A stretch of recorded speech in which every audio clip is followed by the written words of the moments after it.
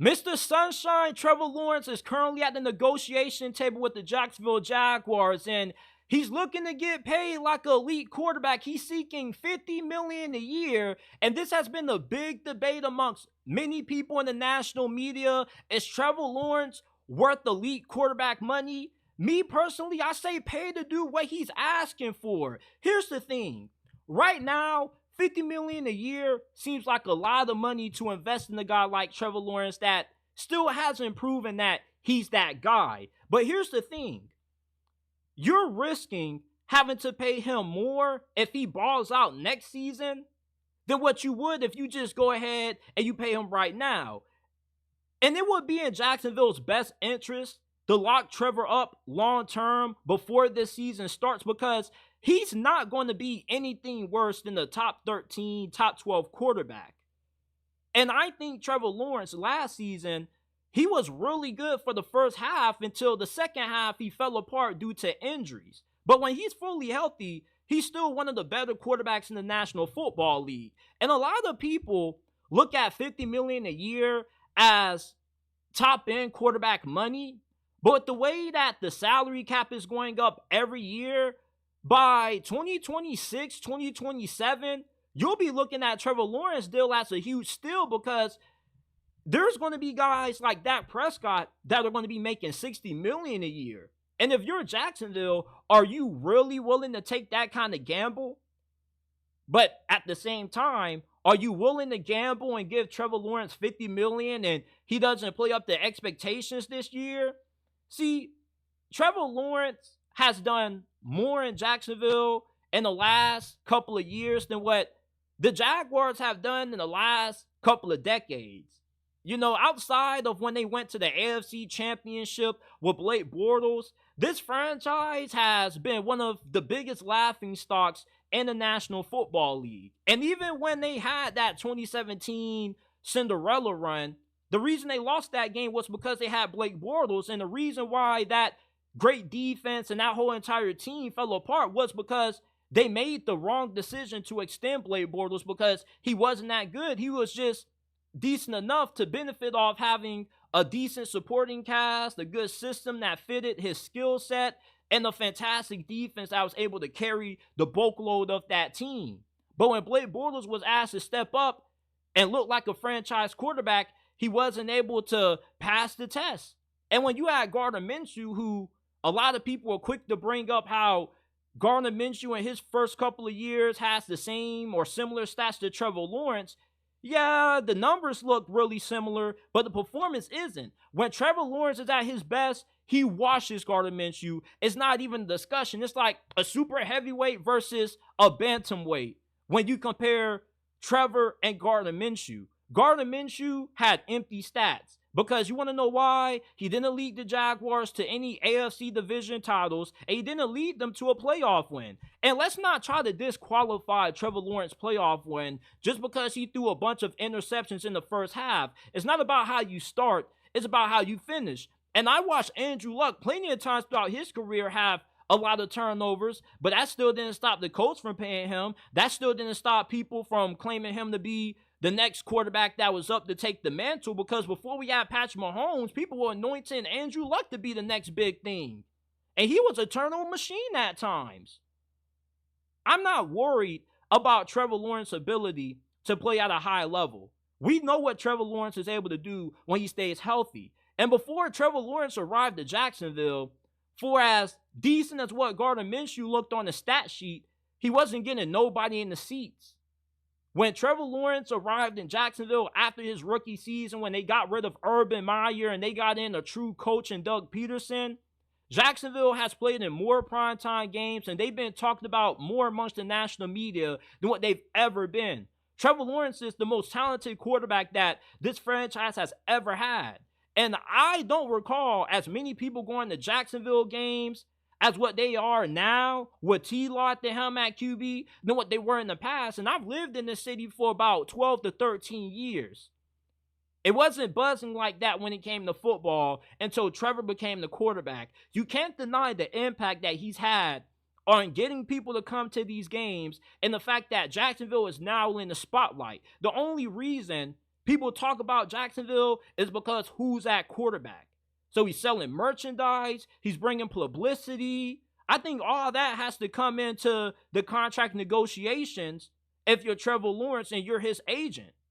Because before he got here, bruh, you rarely heard anybody talking about Jacksonville. Even that Cinderella run they had, nobody was really talking about them until near playoff time.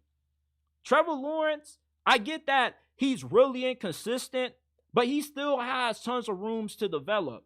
But I think he's proven enough that if Tua's going to get $50 million a year and he hasn't had a decent playoff game in his career yet, I don't see why you couldn't give Trevor Lawrence that same contract. I look at Jared Goff. Yes, he's really good, but is he the beneficiary from having a great supporting cast and a great offensive coordinator? Because if you put Trevor Lawrence and Jared Goff's situation with Ben Johnson, the best offensive coordinator in the game, a top 3 offensive line, and great receivers, I could see him putting up way better numbers than what Jared Goff does. The only thing that hindered Trevor Lawrence in 2023 was injuries, because people seem to forget that the second time the Jaguars and the Texans played, because everybody likes to anoint C.J. Stroud and the Texans as, locks to win the AFC South, they smashed them by a pretty considerable margin. Trevor Lawrence has all the physical tools and all the traits to be one of the best in the game. Right now, he's still a top 12, top-ish quarterback. Hell, I'll take Trevor Lawrence over Tua. What has Tua showed to command $50 million a year? I think the Jaguars investing in Trevor Lawrence is a way safer risk than Miami investing in Tua Tagovailoa. And it doesn't matter about if you feel they deserve to get paid this. That's just what the QB market is. All these guys are in line to get $50 million a year because that's the bare minimum for having an above average quarterback. Kirk Cousins, people try to say is better than Trevor Lawrence. He hasn't won a playoff game. This is the same dude that got outplayed by Daniel Effin Jones a few years ago. Have we forgotten that? Trevor Lawrence has showed the ability to rise to the occasion in primetime games and in the playoffs. Nobody talks about what happened during the second half of last season, him trying to play through injuries, which he probably was better off just sitting out 2 games and trying to heal up so he can be at 85% for the last couple of weeks. But instead, he tried to play through it, and he just got worse. He just looked discombobulated. Trevor Lawrence is Jacksonville right now. There's nothing to do in the city but go to the Jaguar games and support this team. You can't go to Landon because everybody was always getting shot up every single week it was open, which is why they closed that thing down. And outside of going to Jazz games, the only thing that you can do in Jacksonville downtown is ride the damn scooters. So I say keep Trevor Lawrence, because are you willing to wait another decade to find another franchise quarterback that's good enough to live up to the talent that Trevor Lawrence is? There are plenty of teams that I could see Trevor Lawrence going to that would thrive right now, paying him $50 million a year. Hell, you put him on the Miami Dolphins, I think they're a Super Bowl contender with him. That's how good of a talent Trevor Lawrence is, and you just don't try to nitpick when you get your franchise guy. People keep saying Trevor Lawrence hasn't shown enough. What do you mean he hasn't shown enough? The dude's won a playoff game. He's led Jacksonville to back-to-back winning seasons. This franchise has only had, 10, 11 winning seasons? And Trevor Lawrence has been a part of them. At least 2 out of 11 of them. We haven't had a quarterback this good since freaking Mark Brunell. Don't say David Garrard, because he was all right, but he wasn't Trevor Lawrence, and even he'll tell you that. And please don't say Blake Bortles. Blake Bortles was a stat sheet stuffer. I remember that one season, Blake Bortles had 40 touchdowns, and he was throwing them to Allen Robinson. They were empty stats because most of those touchdowns came in the fourth quarter when Jacksonville was trailing. You don't gamble and try to roll the dice and say, you know what? We're not going to pay you. We're just going to let you walk elsewhere, and we're going to draft your replacement. That's a foolish decision. I've seen some people on the net compare Trevor Lawrence to Daniel Jones. Don't disrespect T-Law like that. Trevor Lawrence is nowhere close to Daniel Jones. We knew that Daniel Jones contract was a bad decision from the moment it first came out that they agreed to extension with him, because nobody else was going to pay Daniel Jones that kind of money in free agency. But if Trevor Lawrence was a free agent right now, I guarantee there are plenty of teams that would be lined up to pay him $50 million a year and then some. Has he lived up to the hype of being a number 1 overall pick? No, but that doesn't mean he never will. But he still has shown enough that he deserves to get paid like a above average good quarterback. Because that's the going rate when you're looking for a decent quarterback in the league, is at least $50 million a year. Now, if you want to roll the dice and say, you know what, we're going to make you show us this season, it's like, we got confidence in you that you're the guy, but we just need a little bit more out of you this season so we can make sure that we're not making a mistake. I don't think Trevor Lawrence play is going to fall off a cliff and you get Daniel Jones from 2023.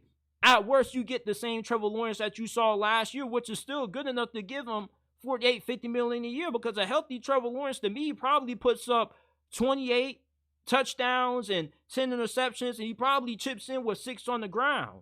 So that's 30 plus touchdowns, which still would be above average good quarterback play. Still would mean he would be in line to get $50 million a year. Y'all keep looking at things relative to right now, but y'all not looking at things relative from the next 3 to 4 years down the road. 3 to 4 years down the road, there's going to be quarterbacks like CJ Stroud that may be getting 65, damn near $70 million a year. Trevor Lawrence, will he be on the same level as CJ Stroud by that time? You will hope so, but if not, $50 million a year will be a pretty good bargain. Baker Mayfield getting $35 million a year, you shouldn't compare that to Trevor Lawrence, because Baker Mayfield has had an up and down career. The dude was cast aside by the Cleveland Browns. He goes to Carolina, doesn't do anything, does decent with the Rams, and then he comes to Tampa Bay and resurrects his career, but that's just one off season. You know, when you look at Trevor Lawrence, I think that over the last 2 years, his body of work holds up a little bit better than Baker Mayfield, because he's just a more talented player. And you know, when Trevor Lawrence is healthy and he's playing at his best, you get way better quarterback play than what you would get out of a guy like Geno Smith or Baker Mayfield. It's a quarterback-driven league. You need a good quarterback to win. I wouldn't have a problem giving Tua $50 million a year, because I'm just thinking about what the quarterback market is going to look like in 4 years from now. And that's not what I hear too many people talking about. They keep talking about, what about right now? It's not about right now. It's about trying to get ahead of the curve. That's why a lot of these teams don't wait until the end of these guys' 5th-year options to get them extended, because then you run the risk of having to pay them more when you could just go ahead, lock them up going into their 4th or 3rd year, and you don't have to worry about that, because even if, you know, they end up balling out and outplaying their new contract, they're not going to come at you and be like, hey, we need to re-up on the new deal because you just got paid, fool. We just gave you $50 million a year. Like, Lamar Jackson could easily go to the Baltimore Ravens and say, hey, I need more money, but he can't do that because he just got paid last offseason.